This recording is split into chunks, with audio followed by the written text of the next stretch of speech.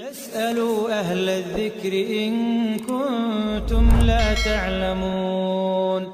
Dia akan untung karena cerdasnya dalam berdagang radhiyallahu anhu, dan satu-satunya sahabat yang punya ide untuk membuat dan membangun pasar adalah Abdurrahman radhiyallahu anhu. Beliau melihat pasar di Madinah begitu-begitu saja terus, maka beliau melihat ada banyak lahan tidak terpakai. Beliau datang izin kepada Nabi SAW, ya Rasulullah, lahan ini tidak ada yang tidak ada pemiliknya, lahan kosong begitu saja. Bagaimana, bisa enggak saya buat pasar? Nabi SAW silahkan. Dia bangunlah, Abdurrahman yang bangun kios-kiosnya, ya, tempat-tempatnya. Kemudian dia mengajak, hai muslimin, siapa yang mau pakai pasar ini silahkan. Gratis, enggak ada pembayaran apa-apa, silahkan dipakai. Ya. Kalau misalnya ada yang punya keuntungan dari perdagangan dan mau memberikan kepada kami bagi hasil, kami menerima. Seperti itulah. Tapi kalau tidak mau bayar juga enggak masalah. Maka mulailah terbuka pasar 1, pasar 2, pasar, banyak pasar yang dibangun oleh Abdurrahman bin Auf radhiyallahu anhu. Dan ini teman-teman bisa kembali ke kisah beliau yang sudah saya sampaikan di serial sahabat di YouTube. Alhamdulillah sekarang sudah ada 20 serial sahabat, diantaranya 10 orang sahabat yang masuk surga, dan salah satunya Abdurrahman bin Auf radhiyallahu anhu majma'in. Baik, tentu ada beberapa orang yang lain yang dipersaudarakan dengan Nabi SAW, tapi yang paling masyhur kisahnya adalah Abdurrahman dengan Sa'ad. Yang terakhir teman-teman sekalian adalah keputusan pemerintahan di Madinah. Setelah persaudaraan antara Muhajirin dan Ansar selesai, pada hari itu juga si fulan bersaudara, semuanya saling bantu-membantu. Jadi yang pemukim, penduduk asli memilih satu orang Muhajir, kemudian dijadikan sebagai sahabatnya. Boleh tinggal di rumahnya, bersahabat sama dia, dia penuhi kebutuhannya, diberikan modal usaha, pokoknya menjadi sahabat dekatnya. Maka Nabi SAW mengeluarkan instruksi yang ketiga, dan keputusan yang ketiga itu keputusan pemerintahan di Madinah. Maka keluarlah pada saat itu piagam yang masyhur dengan piagam Madinah, ya, kesepakatan antara Nabi SAW dengan orang-orang kafir di Madinah, baik itu orang Yahudi ataupun orang-orang dari asli Madinah yang belum masuk Islam.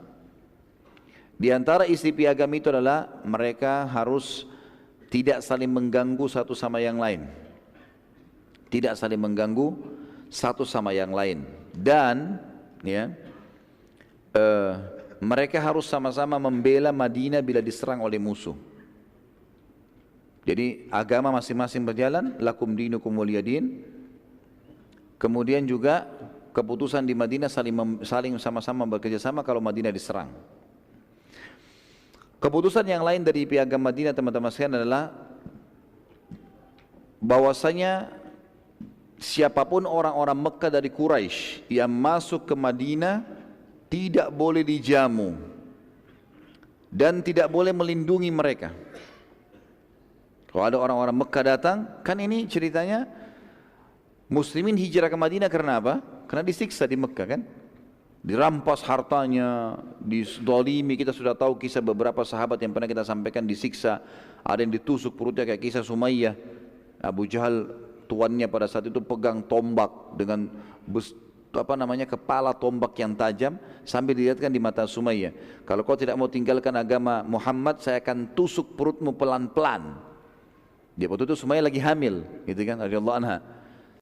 Jadi bukan ditusuk mati, enggak, ditusuk pelan-pelan sampai mati. Kalau kau tidak mau tinggalkan, Sumayyah tidak mau, sampai dibunuh oleh Abu Jahal. Jadi penindasan yang luar biasa ini. Penyiksaan. Abdurrahman bin Auf seluruh hartanya diambil. Begitu juga dengan sahabat-sahabat Nabi yang lain. Di antaranya Abu Bakar, di antaranya Utsman bin Affan, banyak yang sudah jadi kaya, miliardernya Mekah, diambil semua hartanya. Maka Nabi SAW ingin menunjukkan kepada mereka, perilaku zalim kalian ini akan terjadi juga hal yang sama. Sekarang kami sudah punya komunitas, maka seluruh penduduk Mekah, Quraisy, yang kafir ya, kalau yang beriman datang lain. Kalau yang kafir datang ke Madinah tidak ada jaminan bagi dia, tidak boleh dijamu, tidak boleh diajak ngobrol, tidak boleh dilindungi. Ini keputusan yang ada pada saat itu, dan ini kata sebagian ahli sejarah adalah iklan atau informasi perang dari Nabi SAW pada saat itu kepada orang-orang Quraisy. Ya, ini mulai awal iklan peperangan yang memang disebutkan oleh para ahli sejarah dari Nabi SAW. Kita tutup teman-teman sekalian dengan kejadian-kejadian penting pada awal hijrah. Kejadian penting yang terjadi di awal hijrah. Maksudnya di sini di tahun awal hijrah ya. tahun pertama Hijriah. Pada saat itu wafatlah seorang sahabat Nabi yang mulia, Sa'ad ibn Zurarah. Siapa orang ini? Sa'ad ibn Zurarah. Siapa yang tahu? Tadi baru kita sebutkan.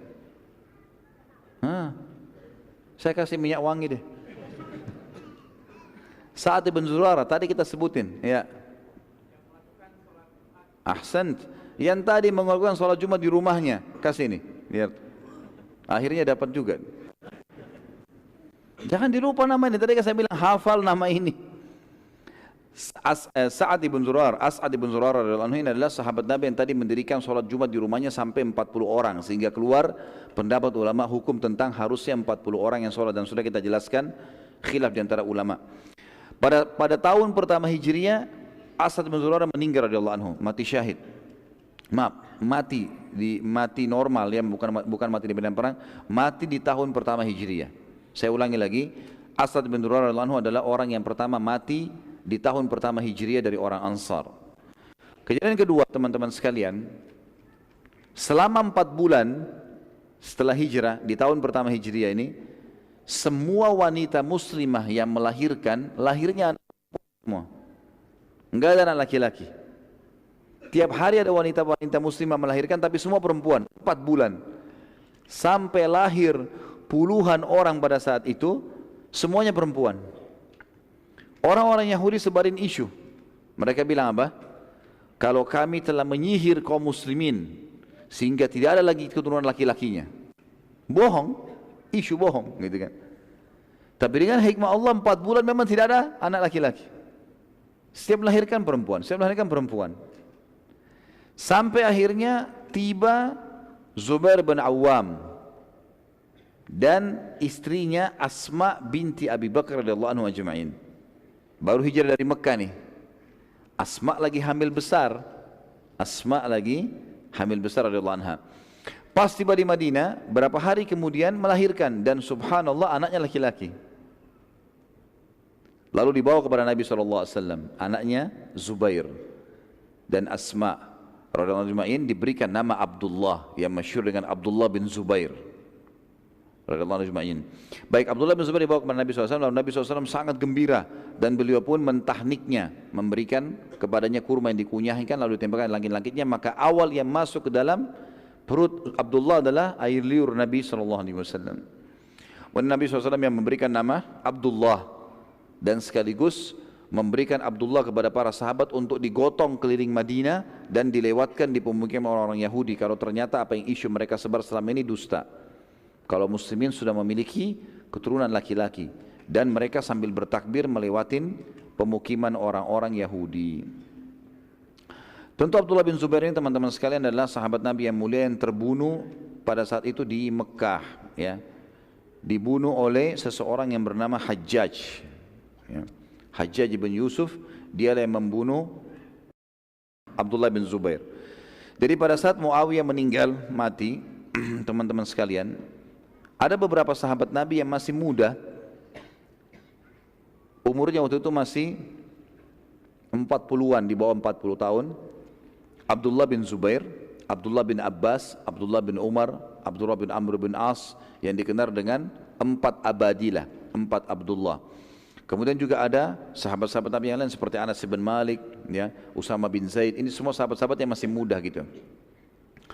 Waktu Muawiyah meninggal dunia, Muawiyah menulis wasiat untuk menunjuk anaknya dia yang bernama Yazid menjadi khalifah. Rupanya sahabat-sahabat Nabi yang masih muda ini tidak nerima itu. Masuk dalamnya Hasan, ya, radhiyallahu anhum ajma'in. Ini semua adalah sahabat-sahabat Nabi yang masih muda. Mereka berharap yang jadi khalifah setelah Muawiyah sahabat Nabi juga, karena sahabat Nabi masih ada. Tapi sudah terlanjur masyarakat Syam membaiat Yazid. Abdullah bin Zubair radhiyallahu anhu ajma'in ini pergi ke Mekah, tinggalkan Madinah menuju ke Mekah, lalu kemudian dia mengiklankan dirinya sebagai khalifah muslimin juga.